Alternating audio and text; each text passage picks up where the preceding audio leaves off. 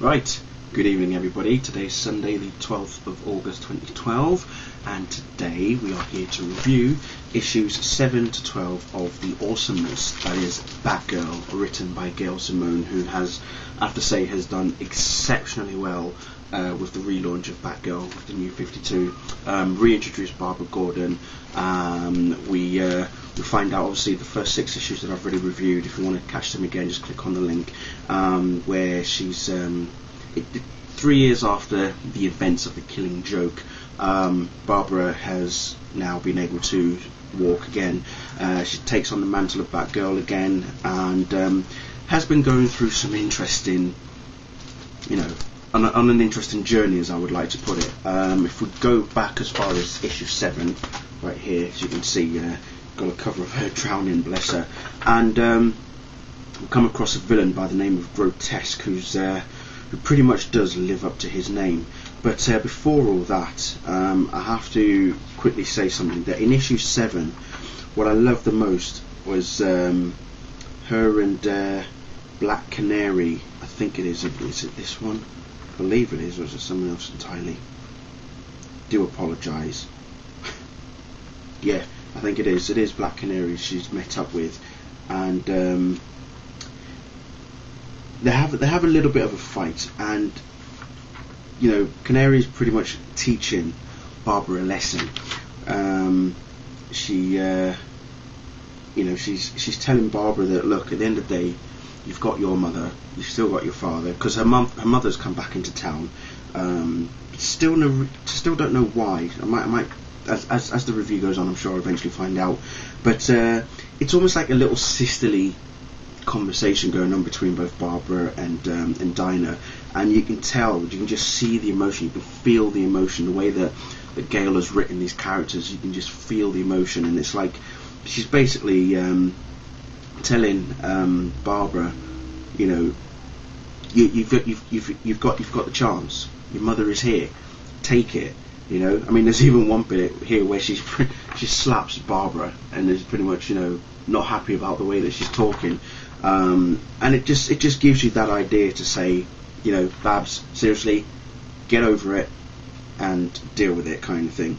So as I say, this character Grotesque, he is quite very evil, not a nice person at all. But then again, what type of villain is, to be honest. She recognises a face of a certain henchman. Okay, this is towards the back end of issue 7. She recognises the one of the henchmen that works for Grotesque. So that ends there. And then we move on to issue 8. Okay, and continuing on with said Grotesque, good lord, she lets the henchman go. Apparently his name was Dan, I believe, Danny the Weasel Weaver, and he was present at the time that the Joker shot Barbara Gordon. So she actually lets him go for a particular reason. Obviously later on in the issue you find out why. She's just wondering why all of a sudden, she gets a flashback of what happened 3 years ago. Her housemate, who I've completely forgotten, Alicia I think is her name, is quite funny. She's very awesome as well. But again, as I say, her mum is still in town, so she needs to sort things out with her mum, try to get reacquainted, as it were. But then her mum actually explains the reason why she's back in town. It's actually to do with her younger brother, James Jr., who in this issue we find out, in issue 8, we find out what he did to their cat, and it is actually quite scary to an extent, that a child of his age at the time could actually do something like that. I mean, he was only 10, but still, it's frightening what that can do, and what he could do then. So as I say, anyway, it goes on. She still goes after Grotesque, and it was Danny who apparently sort of allowed her to capture Grotesque, and she pretty much defeats him, as you do, and she actually decides to let's have a look what to do with Danny. She she asks Danny why he called the police after the Joker shot her. You know, because he's basically is telling her in his dying moments that, you know, he says, I don't know, you didn't cry, you didn't beg, I couldn't leave it alone, I couldn't stick to the plan. So you could tell that even though for a henchman he still had a heart, and I think that's why Barbara felt quite sorry for him going in the fashion that he did by the hands of grotesque. It was she wanted to know why he called the police instead of just letting her go, kind of thing, as the Joker was doing his thing on her. But I think at the end of the day, Danny sort of had a bit of a heart. And again, this goes back to Gale's writing, and it tells you that despite what he did with the Joker against Barbara, he still felt that what the Joker did was completely wrong. And in the back end of the issue, Alicia, Barbara's flatmate, finally has a strange visitor by the name of James Gordon Jr. And just look at that face. You don't want to be seen with that now, would you? Seriously. But yeah, that's scary. Anyway, so we're moving on to issue 9 now. I'm trying to get through this as quickly as possible. Issue 9, pretty much Night of the Owls, as you remember, the crossover, as I said, with Batman and Robin, and obviously Batgirl and Nightwing, and I think Red Hood and the Outlaws as well. So Barbara has her hands full with all to do with the Night of the Owls and the Court of Owls as well. So she goes after, she's being chased by one particular female Talon, as you can see here. It's quite interesting. But as I say, it's sort to save Gotham City. They have these, they've deployed 1,000 like balloons that have bombs attached to them. So as soon as they hit something, well, that's pretty much it. All bets are off. But their plan wasn't a case of just sabotaging or trying to destroy the city. They knew that James Gordon was going to light up the bat signal, and well, he did just that. And look what happened. They knew he was going to do that. That was their plan all along, because they knew that's what he was going to do. And look at that. So it was a very, very, very good issue. It's just amazing that you know, you can bring in characters like Barbara Gordon into the Court of Owls, the Night of the Owls occurring. So it wasn't just Batman, it was effective for pretty much everybody in the Bat family had to get involved. Now we've got number 10. This is where Batgirl meets some interesting characters again. When doesn't she? Stopping a petty car thief by the name of was it Ryan, I think his name was, and Ricky, that was his name. She tries to help him because the way that he gets captured, he's got his leg caught in a bear trap. I mean, who the hell sets up a bear trap for a car thief? Seriously. So then these three characters show up. They say that they're security for the party, for the building, but in actual fact they're not who they actually say they are. They actually work for a very rich woman by the name of Caitlin Cairns, is it? Who also has a double side to her. She's known as excuse me. She's known as Nightfall. That's the character that she eventually you eventually see as the issue goes on. So the three people that Barbara ran into actually work for Miss Cairns, for Miss Cairns, and their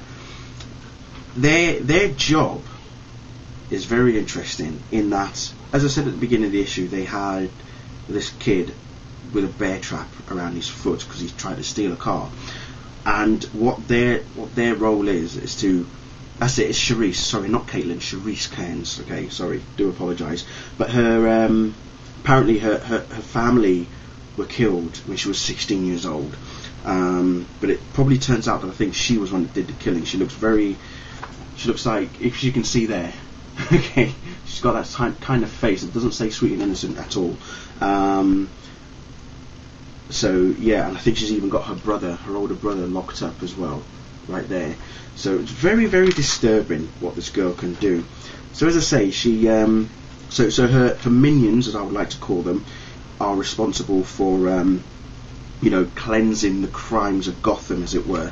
They basically will kill criminals no matter what the crime is that they've done. But Barbara does not agree with that at all, so she pretty much goes up against them. So one of them has the ability to fly, as you can see there, with the wings. The other one is quite a brute. She's quite big, as you can see there. She drops Ricky. Okay, and then we've got the other dude who is more to do with he has energy coming out of his hands, sort of thing, and it's just, yeah. There's the end of it, where it says Nightfall descends. So just remember, it's not the Nightfall of, you know, Bane breaking Batman's back. This is the female character of Nightfall. But again, a very solid story. I mean, I have to admit, you know, Gail has done really well with Batgirl, and I mean, she did write Batgirl back in the day, so she's very familiar with the character, so she knows what she's doing. I love this cover, by the way, issue 11. How awesome. Absolutely brilliant. But yeah, but as I say, you know, Nightfall continues in issue 11. You know, they're trying to get Batgirl to join them, kind of thing, but she's having none of it. She then is working with the police detective. This was the police detective from the very first issue, who pretty much wants to take Batgirl in for questioning, but we find out a connection between said detective and Nightfall. We find out why she knows her, and why in some ways she can't really touch Nightfall as well. It's the background is that her husband was killed by the hands of Nightfall. It was not Nightfall herself, but one of the people that she was in prison with, kind of thing, as you can see there. It wasn't very pleasant. Yeah, it just wasn't very pleasant. He was one of the hostages there. So and as you can see there at the end, Batwoman appears, and that's where we get on to the last issue, issue 12. I say the last issue, but it's the last issue before, you know, the 0 issues are released next month, and then obviously it will continue issue 13 after that. Batgirl versus Batwoman. Now, I just want to quickly say, look at that cover again. Look at that, how awesome! Just want to quickly say that I've seen some tweets from Gail Simone earlier this week, and just after this issue was released, and a lot of people weren't happy about the fight between Batgirl and Batwoman. Now, you know, Batwoman was all about the old kicking and punching, whereas Batgirl didn't really lay much of a finger, but instead was talking, you know, Batwoman to calm down, to let's try and not fight each other about this. What Gail is basically saying, that it wasn't a case of that Batgirl wouldn't fight back. It's just that as far as Batgirl was concerned, she knew that Batwoman was probably, you know, working for someone else, and she's trying to make her come round to what her and the detective are both up to, as to why you know, she shouldn't be going after them, sort of thing, you know, because Batwoman is trying to take down the detective, doesn't want, you know, for Batgirl to get in there in the mix. So yeah, some people wouldn't have liked it, other people would not have minded, but when it all comes down to it, as I say, the big showdown between Batgirl and you know, Nightfall's minions, I'd like to call them.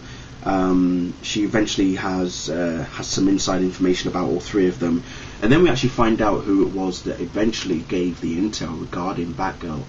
It was none other than James Gordon Jr. himself, and he is working with Nightfall. And at the end, well, all I'm going to do is just show you this. That's it. That's all I'm going to do. So again, very good series so far. Can't wait to see what else Gail has in store for us. And very impressive. Gail, you know how much I love you, darling. Thank you very much for these, and keep on rocking. That's all I'm going to say. Thank you very much. I'll be back again tomorrow with another series to review, find out what that is, and I shall see you then. Bye.